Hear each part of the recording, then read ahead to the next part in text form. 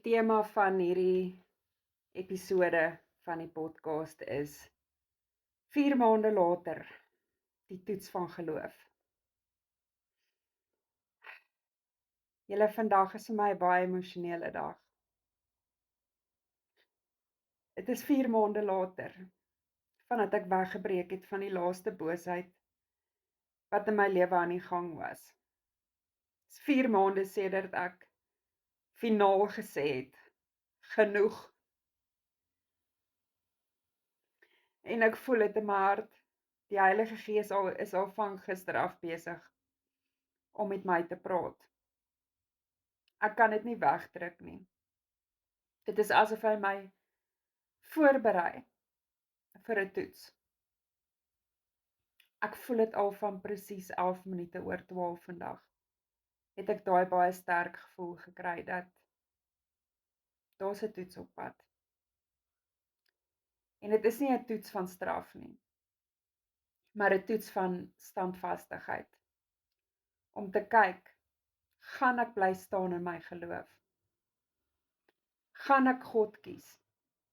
Voel ek weer die trek van die ou lewe? En ek weet klaar wat my keuse gaan wees. My keuse is God. Ek gaan nie terugkyk nie. Ek kyk nou net vorentoe, want ek weet, ek sal hierdie toets slaag.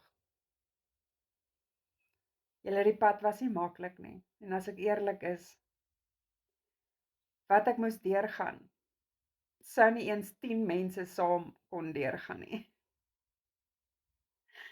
Ek moes leer hoe om sterk te bly, sonder dat iemand my wys hoe. Ek moes dit op my eie uitwerk, terwyl ek aanvalle moes afweer. Ek moes mentally sterk wees. Ek moes emosioneel sterk wees. En ek moes fisies ook sterk wees. En daar was dae wat ek nie moes oorleef het nie. Maar ek het. Nie uit my eie krag uit nie, maar uit liefde en uit God. Wat ek oorleef het, klink amper soos klink soos 'n mite.